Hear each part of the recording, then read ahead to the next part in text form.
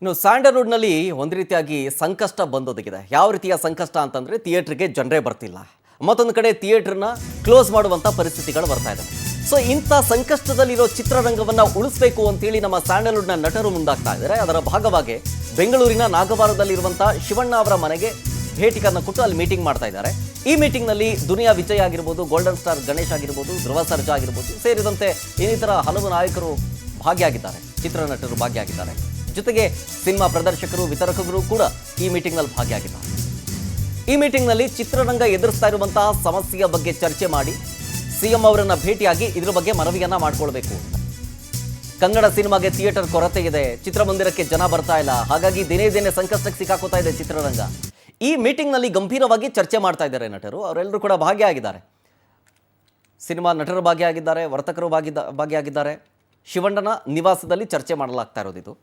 ಸಮಸ್ಯೆ ಏನಾಗ್ತಾ ಇದೆ ಅನ್ನೋದನ್ನು ಮೊದಲನೇದಾಗಿ ಡಿಸ್ಕಸ್ ಮಾಡಬೇಕಾಗತ್ತೆ. ಏನು OTTಯಿಂದ ಸಮಸ್ಯೆ ಆಗ್ತಾ ಇದೆಯಾ, ಅಥವಾ ಅಂಥ ಒಳ್ಳೆ ಕತೆ ಬರ್ತಿಲ್ಲ ಅಂತ ಜನ ಬರ್ತಿಲ್ವಾ, ಯಾಕೆ ಫಸ್ಟು ಪ್ರಾಬ್ಲಮ್ ಏನಾಗ್ತಿದೆ ಅನ್ನೋದ್ರ ಬಗ್ಗೆ ಡಿಸ್ಕಸ್ ಆಗಬೇಕು. ಇರಲಿ, ಯಾವ್ಯಾವುದಕ್ಕೋ ಸರ್ವೆ ಮಾಡ್ತೀವಿ. ಈಗ ಗೌರ್ಮೆಂಟ್ಗೊಂದು ಮನವಿ ಮಾಡ್ಕೊಂಡು ಇದ್ರ ಬಗ್ಗೆ ಒಂದು ಸರ್ವೆ ಮಾಡಿಸ್ಬಿಟ್ಟು ಏನು ಸಮಸ್ಯೆ ಅಂತೇಳಿ ನೋಡಿ ಅದಕ್ಕೆ ಪರಿಹಾರ ಏನು ಅಂತೇಳಿ ನಾವು ಡಿಸ್ಕಸ್ ಮಾಡಬೇಕು ಅಂತೇಳಿ ಆ ಒಂದು ಸ್ಟೆಪ್ಪನ್ನು ತಗೊಳ್ಳುವಂಥ ನಿರ್ಧಾರ ಮಾಡಬಹುದು ಈ ಮೀಟಿಂಗ್ನಲ್ಲಿ. ಗೊತ್ತಿಲ್ಲ, ಡೀಟೇಲ್ಸ್ ಕೊಡ್ತಾರೆ ಇದ್ರ ಬಗ್ಗೆ ಇನ್ನಷ್ಟು ನಮ್ಮ ಪ್ರತಿನಿಧಿ ದೀಪಿಕಾ ಫೋನ್ ಸಂಪರ್ಕದಲ್ಲಿ ಜಾಯ್ನ್ ಆಗ್ತಿದ್ದಾರೆ. ದೀಪಿಕಾ, ಯಾವ್ಯಾವುದಕ್ಕೂ ನಾವು ಸರ್ವೆ ಮಾಡಿಸ್ತೀವಿ. ಈ ಸಿನಿಮಾಗೆ ಬಂದಿರುವಂಥ ಸಂಕಷ್ಟದ ಬಗ್ಗೆ ಒಂದು ಸರ್ವೆ ಮಾಡಿಬಿಟ್ಟು ಸರ್ವೆಲಿ ಪರಿಹಾರವನ್ನು ಕಂಡುಕೊಳ್ಳೋ ನಿಟ್ಟಿನಲ್ಲಿ ಏನಾದರೂ ಮುಂದಾಗ್ಬೋದಾ ಅಂತ ಈ ಮೀಟಿಂಗ್ನಲ್ಲಿ ಏನೇನು ಚರ್ಚೆ ಆಗ್ತಾ ಇದೆ? ಶರತ್, ರೆಬಲ್ ಸ್ಟಾರ್ ಅಂಬರೀಷ್ ಬಳಿಕ ಚಿತ್ರರಂಗದಲ್ಲಿ ಏನೇ ಸಮಸ್ಯೆಗಳಾದ್ರೂ ಕೂಡ ಅದಕ್ಕೆ ಒಂದು ನಾಯಕತ್ವದ ಕೊರತೆ ಕಾಡ್ತಾ ಇತ್ತು. ಯಾರು ಅದರ ಮುಂದಾಳತ್ವವನ್ನ ವಹಿಸ್ತಾ ಇರ್ಲಿಲ್ಲ. ಅದು ಇತ್ತೀಚಿನ ದಿನಗಳಲ್ಲಿ ಡಾಕ್ಟರ್ ಶಿವರಾಜ್ ಕುಮಾರ್ ಅವರು ಇದರ ಮುಂದಾಳತ್ವವನ್ನ ವಹಿಸಬೇಕು, ಅವರ ನೇತೃತ್ವದಲ್ಲಿ ಚಿತ್ರರಂಗದಲ್ಲಿ ಹೋಗ್ತಾ ಇರುವಂತಹ ಆಗು ಹೋಗುಗಳ ಬಗ್ಗೆ ಚರ್ಚೆ ನಡಿಬೇಕು ಅನ್ನುವಂತ ಕೂಗು ಪದೇ ಪದೇ ಕೇಳ್ತಾನೆ ಇತ್ತು. ಇನ್ನೊಂದೆಡೆ ಕನ್ನಡ ಚಿತ್ರರಂಗದ ಪರಿಸ್ಥಿತಿ ಕೂಡ ತಳಮಟ್ಟಕ್ಕೆ ಬಂದು ನಿಂತಿದೆ. ಯಾವುದೇ ಕನ್ನಡ ಸಿನಿಮಾಗಳು ಸರಿಯಾಗಿ ಥಿಯೇಟರ್ ನಲ್ಲಿ ಓಡ್ತಾ ಇಲ್ಲ. ಒಂದ್ ಕಡೆ ಥಿಯೇಟರ್ ಕೊರತೆ ಜಾಸ್ತಿ ಆಗ್ತಾ ಇದೆ, ಟಿಕೆಟ್ ಬೆಲೆ ಕೂಡ ಜಾಸ್ತಿ ಆಗ್ತಾ ಇರೋ ವಿಚಾರ ಆಗಿರ್ಬೋದು, ಅಥವಾ ಪ್ರೊಡ್ಯೂಸರ್ಗಳು ಡಿಸ್ಟ್ರಿಬ್ಯೂಟರ್ಗಳ ನಡುವೆ ಇರುವಂತಹ ಒಂದು ಗೊಂದಲ ಆಗಿರ್ಬೋದು. ಸಾಕಷ್ಟು ಸಮಸ್ಯೆಗಳು ಕನ್ನಡ ಚಿತ್ರರಂಗ ಎದುರಿಸ್ತಾ ಇದೆ. ಇದಕ್ಕೆ ಸದ್ಯಕ್ಕೆ ಯಾವುದೇ ರೀತಿಯಲ್ಲಿ ಪರಿಹಾರ ಕೂಡ ಸಿಗ್ತಾ ಇಲ್ಲ. ಇದ್ರ ಬಗ್ಗೆ ಚರ್ಚೆ ಆಗಕ್ಕೆ ಒಂದು ವೇದಿಕೆ ಕೂಡ ಸಿಗ್ತಾ ಇಲ್ಲ. ಅದರ ಮುಂದಾಳತ್ವವನ್ನು ಯಾರು ವಹಿಸ್ತಾ ಇಲ್ಲ ಅನ್ನೋ ಕೂಗಿನ ಮಧ್ಯೆ ಇದೀಗ ಡಾಕ್ಟರ್ ಶಿವರಾಜ್ ಕುಮಾರ್ ಅವರ ನಾಗಾವರದಲ್ಲಿರುವಂತಹ ಅವರ ಶ್ರೀಮುತ್ತು ನಿವಾಸದಲ್ಲಿ ಇವತ್ತು ಮಹತ್ವದ ಒಂದು ಚರ್ಚೆ ನಡೆದಿದೆ. ಅದರಲ್ಲಿ ಸೀಕ್ರೆಟ್ ಸಭೆ ಅಂತಾನೆ ಹೇಳಲಾಗ್ತಾ ಇದೆ. ಈ ಒಂದು ಸಭೆಯಲ್ಲಿ ಗಣೇಶ್ ಆಗಿರ್ಬೋದು, ದುನಿಯಾ ವಿಜಯ್ ಅವರಾಗಿರ್ಬೋದು, ಧ್ರುವ ಅವರಾಗಿರ್ಬೋದು ಸೇರಿದಂತೆ ಚಿತ್ರರಂಗದ ನಿರ್ಮಾಪಕರು, ವಿತರಕರ ಜೊತೆಗೆ ಕನ್ನಡ ಫಿಲಂ ಚೇಂಬರ್ನ ಅಧ್ಯಕ್ಷರಾಗಿರುವಂತ ನರಸಿಂಹಲ್ ಅವರು ಕೂಡ ಭಾಗಿಯಾಗಿದ್ರು.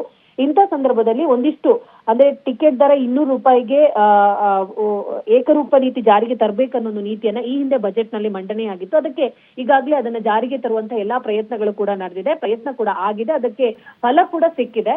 ಅದ್ರ ಬಗ್ಗೆ ಒಂದು ಚರ್ಚೆ ಕೂಡ ನಡೆದಿದೆ. ಇದರ ಜೊತೆಗೆ ಥಿಯೇಟರ್ ನಲ್ಲಿ ಜನರು ಯಾಕೆ ಬರ್ತಾ ಇಲ್ಲ, ಏನ್ ಸಮಸ್ಯೆ ಆಗ್ತಾ ಇದೆ, ಯಾವ ಸಂದರ್ಭದಲ್ಲಿ ಈ ತರ ಸಮಸ್ಯೆಗಳು ಬರ್ತಾ ಇದೆ, ಇದರ ಬಗ್ಗೆ ಎಲ್ಲ ಚರ್ಚೆ ನಡೆದಿದೆ ಅನ್ನುವಂತ ಒಂದು ಮಾಹಿತಿ ಮೂಲಗಳಿಂದ ತಿಳಿದು ಬಂದಿರುವಂತದ್ದು. ಇವತ್ತು ಒಂದು ಬೇಸಿಕ್ ಚರ್ಚೆ ನಡೆದಿದೆ. ಇನ್ನು ಸ್ವಲ್ಪ ದಿವಸದ ನಂತರ ಇನ್ನೊಂದು ಮಹತ್ವದ ಸಭೆ ನಡೆಯುತ್ತೆ. ಆ ಸಭೆಯ ನಂತರ ಏನ್ ತೀರ್ಮಾನ ಕೈಗೊಳ್ತಾರೋ ಅದನ್ನ ಆ ಬೇಡಿಕೆಗಳಾಗಿರ್ಬೋದು ಅಥವಾ ಏನೆಲ್ಲ ನಿರ್ಧಾರಗಳು ತಗೊಂಡಿದ್ದಾರೋ ಅದನ್ನೆಲ್ಲವನ್ನ ಒಟ್ಟುಗೂಡಿಸಿ ಸಿಎಂ ಬಳಿ ಒಂದು ಮನವಿಯನ್ನ ಸಲ್ಲಿಸಲಿಕ್ಕೆ ಇಡೀ ಕನ್ನಡ ಚಿತ್ರತಂಡ ಹೋಗುತ್ತೆ, ಡಾಕ್ಟರ್ ಶಿವರಾಜ್ ಕುಮಾರ್ ಅವರ ನೇತೃತ್ವದಲ್ಲಿ ಹೋಗುತ್ತೆ ಅನ್ನೋ ಒಂದು ಮಾಹಿತಿ ಸದ್ಯಕ್ಕೆ ತಿಳ್ಕೊಂಡಿರುವಂತದ್ದು. ಇದರ ಜೊತೆಗೆ ಈ ಒಂದು ಸಭೆಯಲ್ಲಿ ಈ ಹಿಂದೆ ಫಿಲಂ ಫೆಸ್ಟಿವಲ್ ಸಂದರ್ಭದಲ್ಲಿ ನಮ್ಮ ಡಿಸಿಎಂ ಆಗಿರುವಂತ ಡಿಸಿಎಂ ಅವರು ಹೇಳಿದಂತಹ ಒಂದು ಹೇಳಿಕೆ ನಟ್ಟು ಬೋಲ್ಟ್ ವಿಚಾರವಾಗಿ ಕೂಡ ಚರ್ಚೆ ನಡೆದಿದೆ. ಅದರ ನಂತರ ಆರೋಗ್ಯ ತಪಾಸಣೆ ಸಂದರ್ಭದಲ್ಲಿ ಕೂಡ ಫಿಲಂ ಚೇಂಬರ್ ಅಲ್ಲಿ ಇದೇ ವಿಚಾರವನ್ನ DKಶಿ ಅವರು ಮತ್ತೆ ಪ್ರತಿಧ್ವನಿಸಿದ್ರು. ಆ ಕಾರಣವನ್ನ ಹಿಡ್ಕೊಂಡು ಕೂಡ ಚರ್ಚೆ ನಡೆದಿದೆ ಅನ್ನೋ ಒಂದು ಮಾಹಿತಿ ಕೂಡ ಸಿಕ್ಕಿರುವಂತದ್ದು. ಶರತ್, ಥ್ಯಾಂಕ್ ಯು ದೀಪಿಕಾ ಡೀಟೇಲ್ಸ್ಗಾಗಿ.